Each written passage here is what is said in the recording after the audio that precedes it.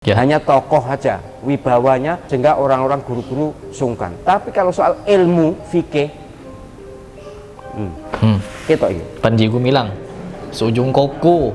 Katanya sebentar lagi nanti akan khotibnya khutbah Jumat perempuan. Kiamat. Kiamat. Kiamat.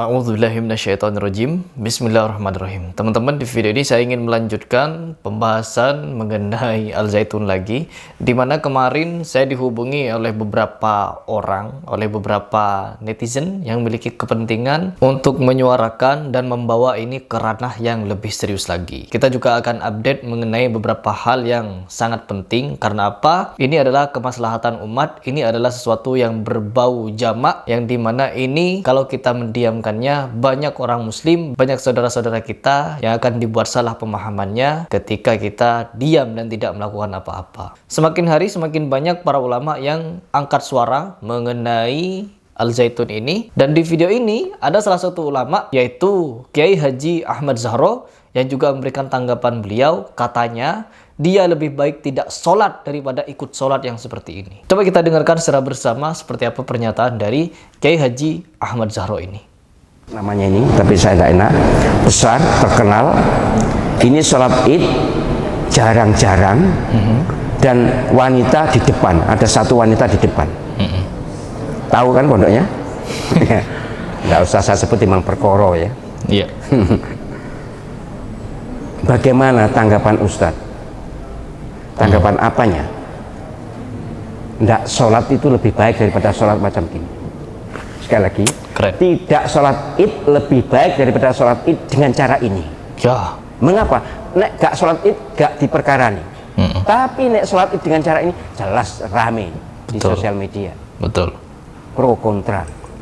Karena memang yang mereka target, yang Al-Zaitun target adalah keanehan. Karena apa? Sesuatu yang aneh itu gampang viral dan dibicarakan banyak orang. Sehingga nama Al-Zaitun semakin terkenal. Saya dulu awalnya juga tidak tahu Al-Zaitun. Saya tidak tahu. Tetapi semenjak sholat id itu viral, saya jadi tahu dan semakin ingin tahu begitu. Dan ternyata semakin tahu, semakin khawatir kita bahwa di dalamnya terjadi banyak sekali penyimpangan dan penyesatan.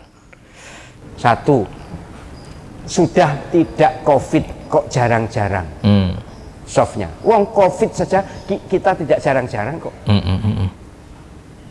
Tapi yang lebih parah adalah kenapa wanita itu ada di depan? Bukan cuma wanita, Prof. Bukan cuma wanita, tapi ada orang non-muslim di situ. Ada orang non-muslim di sana. Ini berbahaya untuk beliau di akhirat nanti. Hatinya saya khawatir tidak bersih. Kalau dia betul-betul lillahi ta'ala, pasti akan di belakang. Mengapa? Nabi nuntunnya begitu. Nabi merintahnya begitu.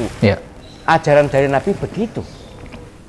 Karena di Al-Zaitun, Profesor, di situ ada sistem kepercayaan atau konsep kenabian. Ya, di NII ada konsep kenabian. Di mana Nabi Muhammad itu meskipun wafat, orangnya wafat, tapi kenabiannya berlanjut. Ada yang melanjutkan. Dan sekarang yang melanjutkan Syekh Gumilang itu. Begitu, Prof. Jadi mereka tidak akan dengarkan perkataan Nabi, mereka akan mendengarkan kata-kata dari Panji Gumilang itu. Syekh, ini di depan dia malah. Gurine imam, mungkin apa bujane imam ya? Iya mas? Iya katanya. Memang istrinya? Iyalah. Walaupun istrinya ya jangan disunggi gitulah. Itu sendirian. Wedoknya sitok ya mas? Satu, yang lain laki-laki. Memang itu anak buah, laki-laki itu anak buah pendiri ini. Lah ini punya ini kan jelas pendiri merasa. Lah itu loh, merasa sirai itu loh. Merasa pas itu. Pas sholat loh, bayangkan. Padahal saya ini setiap akan. Yang berbahaya itu ketika merasa, ya, merasa aku gitu. Ini setiap akan sholat nasihati diri sendiri. Ayo, ojo sampai tak kabur. Ngimami ya gitu. Ngimami mendol sirai itu salah. Jangan sampai, harus sadar bahwa kita menghadap yang maha besar. Ya, Allah, betul. Subhanahu wa ta'ala, Allahu Akbar. Jangan hanya mulut tok, tapi dengan hati.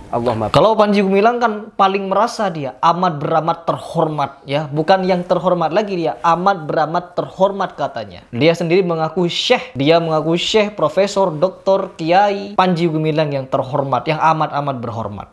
Lanjut dulu. Besar, kita sangat kecil, tidak ada apa-apanya. Nah kok aku yang ngarep? Aku pakaian bukan pakaian sholat lagi. Ya tidak apa-apa, sah saja. Nggak apa-apa memang. Tapi membuat hati ini tidak bersih. Apa sholatnya sah? Kalau sholat sah tidaknya itu memenuhi syarat rukunnya atau tidak. Bukan soal wanita ada di depan atau enggak. Ya secara fikih, formal, fikih, hukum, sah. Karena sholatnya saya lihat ya seperti umumnya orang sholat. Perkara barisan jarang-jarang itu bukan rukunnya sholat. Perkara wanita di depan itu bukan rukunnya sholat. Yang menyebabkan sholat sah atau tidak sah itu terpenuhi atau tidak syarat dan rukunnya. Profesor Kiai Zahro tidak tahu ya kalau di depan itu ada orang muslim. Seharusnya kalau beliau tahu juga dibahas itu. Bagaimana hukumnya itu menempatkan orang muslim di depan barisan orang sholat. Mengikuti sholat lagi. Saya termasuk yang berpendapat kalau soal sah atau tidak sah itu sah. Tapi tercela. Sah tercela. Mengapa tercela? Softnya jarang-jarang. Satu. Wanita ada di depan. Dua. Bahkan saya juga mendapatkan kiriman video. Katanya sebentar lagi nanti akan khotibnya khutbah Jumat perempuan. Kiamat. Kiamat. Kiamat. Kalau khutbah Id misalnya perempuan silakan, tidak ada khutbah juga sah, tidak ada masalah. Tapi kalau Jumat yang mendapatkan tugas Jumatan kan laki-laki. Ngapain perempuan khutbah? Kalau ikut Jumatan monggo, tapi kalau khutbah ya Baca Bung Karno. Garai ki sing gak belajar agama. Mohon maaf ya, mohon maaf. Ilmunya seujung kuku kalau soal fikih. Ya. Saya naudzubillah, saya tidak sombong, tapi ini bukan ahli fikih. Hanya tokoh aja, wibawanya sehingga orang-orang guru-guru sungkan. Tapi kalau soal ilmu fikih, kita ini. Panji Gumilang. Seujung kuku. Saya enggak ngenyek juga enggak nyebut nama, tapi ini masalah. Memang tanda akhir zaman salah satunya seperti ini. Ya, orang bodoh, orang yang tidak berilmu akan dipercaya, sedangkan orang yang berilmu tidak akan dianggap, malah dianggap berbohong. Yang berilmu akan dianggap berbohong, yang tidak berilmu dianggap jujur nantinya. Ini di akhir zaman. Pasti, ini adalah kepastian di mana yang Rasulullah SAW sampaikan. Orang akan membolak-balik ngaco syariat Islam. Makin banyak orang yang ngaco syariat Islam, itu makin dekat tanda kiamat. Minimal kiamatnya dia sendiri.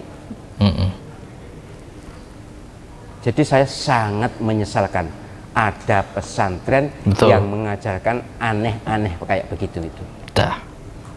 Lebih-lebih sebentar lagi kalau khotibnya perempuan, Jumatannya tidak sah. Wah, betul. Dari Jumatannya tidak sah berarti dosa apa pahala? Dosa. Ya dosa lah. Jadi laki-laki jangan mau dikadali. Hei para laki-laki, kalian kalau lihat ada khutbah Jumat yang khutbah perempuan mertua mulia wis. Soalnya gak sah iki Jumatan. Kok mari ngono nek dhek medhun Jumatan dhewe. Iya.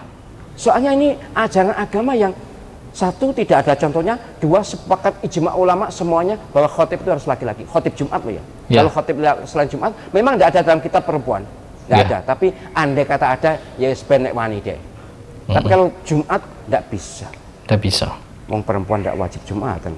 Dan Departemen Agama, Profesor, Departemen Agama kita itu malah mengiyakan, malah ngangguk-ngangguk ke sana. Semua pernyataan Panji Gumilang yang amat-amat terhormat itu diiyakan, dibenarkan. Bahkan memberikan pernyataan mensupport katanya. Kiamat kan? Kiamat, naudzubillah min dzalik. Oke, mungkin itu saja ya teman-teman. Kita menyimak pernyataan dari Profesor Kiai Ahmad Zahro, di mana kita di sini tahu sendiri bahwa kalau kita ingin menegakkan kebenaran, yang kita lawan pasti adalah orang-orang yang mungkar, orang-orang yang menyimpang. Karena itu adalah sunnatullah. Apabila kita menyampaikan kebenaran, orang yang sakit adalah orang-orang yang salah. Tetapi apabila kita orang benar dan dibully, dicaci oleh orang-orang yang salah, maka itu adalah teguran dari Allah bahwa level kita sudah mulai naik gitu. Jadi sangat tegas apa yang disampaikan oleh Kiai Ahmad Zahro bahwa ilmu fikihnya si Panji Gumilang hanya seujung kuku dan dia tidak paham mengenai ilmu fikih sama sekali. Memang benar, Prof. dia tidak mengambil atau tidak mengutip pernyataan dari Nabi Muhammad SAW. Dia hanya mengutip dengan narasinya sendiri. Karena apa? Dia sudah mau menjadi nabi. Dan terus yang berikutnya, ini adalah sebagian dari tanda-tanda kiamat, seperti yang dinyatakan oleh Profesor Kiai Ahmad Zahro. Begitu. Baik teman-teman, mungkin itu saja di video ini. Dan di video berikutnya saya akan membahas yang lebih serem lagi dari fakta-fakta yang saya temukan dari Al Zaitun ini. Tunggu saja videonya.